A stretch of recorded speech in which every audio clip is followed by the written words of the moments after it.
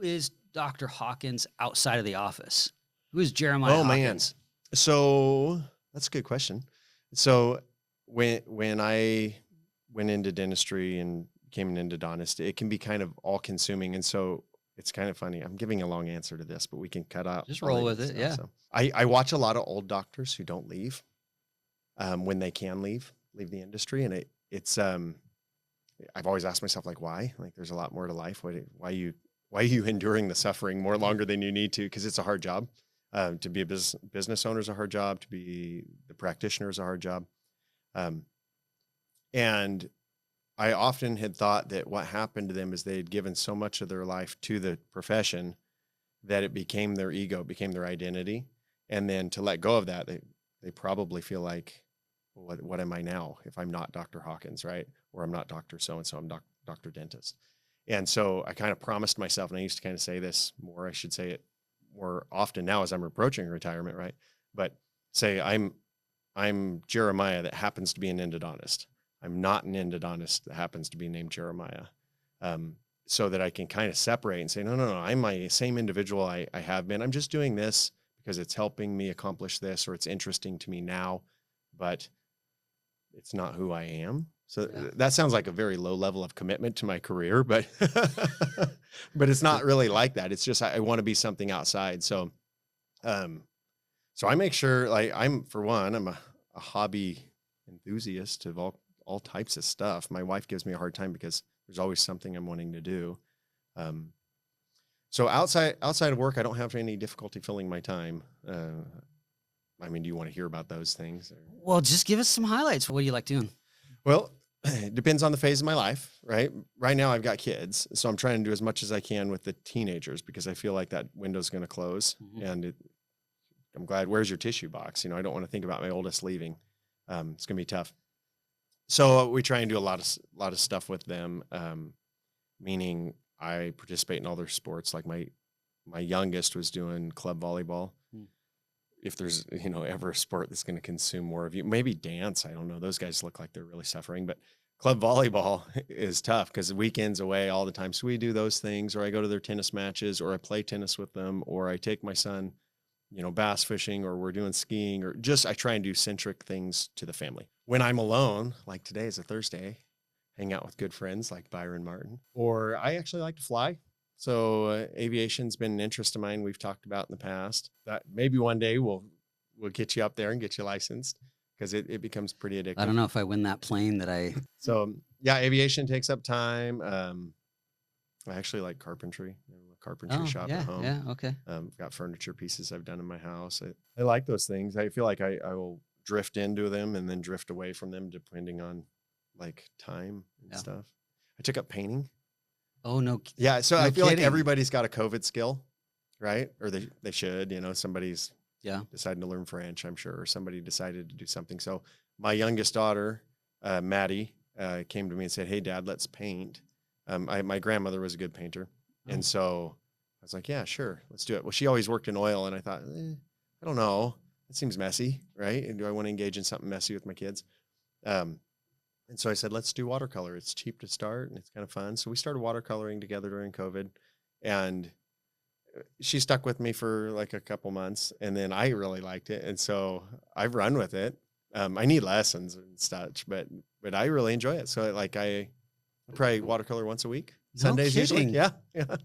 I do some fun stuff. Well, that's a little insight that who knew? Yeah. I mean, that's great. It started with Maddie and I would each watercolor something like a little card. Somebody in church would give a discourse that morning, some kind of a talk, and to say, thank you, you did a good job. Because I've had, somebody who did something really cool once. I'm just going to digress for a minute. Rusty Walker? Yeah.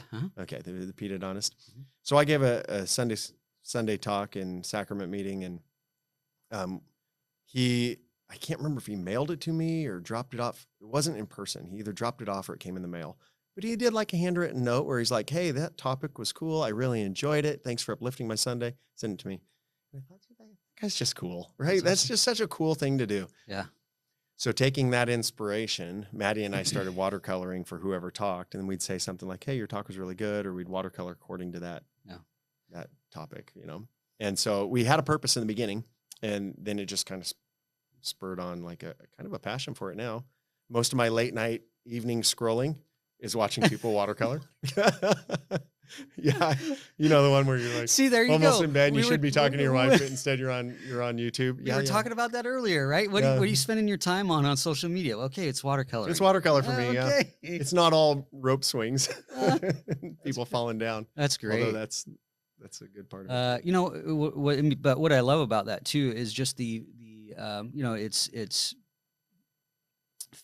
builds you, fills you, Yeah, but also at the same time for those that are receiving yeah, kind of that, hey, thank you, or that you know, yeah. that card or whatever. I mean, that's huge. That's I nice. should go back to giving the cards. I haven't done them for a while. I did Christmas cards Okay, this year. I'm talking this week. I expect no, just Yeah, kidding. yeah. Sounds good. If you'll give a talk, I'll do it. No. The other fun thing with watercolor, Yeah, which might be good for your personality. Typically, people in our position who whether they come to it naturally or they're forced into it, if you're running a business, you become obsessive, you become controlling, you sweat the small stuff constantly. Like that's the only way to stay alive. If you didn't do those things, the business would crash or it would just be unsuccessful. So you train yourself into being this hyper aware, controlling individual, which isn't always good. Now you try and watercolor and act that way. They are wholly incompatible, right? So for instance, right? So this last Sunday, my parents came up to visit, and my dad, like every good father and parent, they're always going to say like, you're the best, right? My grandma used to always tell us, you're the blackest crow in the forest, right? They treat us that way, where they look at a painting I did, and my dad's like, oh, frame that one. Please frame it for me. Give it. So he's got, I don't know, a bunch of paintings in his house that probably nobody likes but him. So he requested, he said, can you do me like a steer? Can you paint me a steer or a cow? Okay, let's do it. So stuff that's hard is stuff I'm trying to do on purpose. If I sit down to just do something, it usually turns out kind of fun and good. If I sit down and say, I want Byron to get, you know, a picture of him skiing that I stole offline, dude, it's never going to go well because I'm wanting it too badly. Like I want to control it. And then every little thing I want to overwork and overtouch, and that's wrong. So I'm going to try and fix it and then make it worse. And so watercolor's been a little bit therapeutic in making me let go, where I'll let something begin to happen and I'll say, no, that's fate says it goes that way. And now that it's gone that way, how do I react? Well, I'm going to put this one over here. And if they merge and make some weird color, they're just going to merge and make a weird color.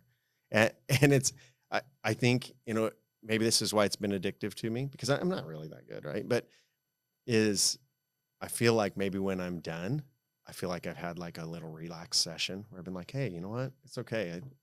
You know, my collar's wrinkled. It's okay. It's well, you articulated that very well as far as being a business owner. And I mean, Yeah. I use the term hyper focus a lot because I find myself hyper focusing on some of the things that in the end that I just need to step back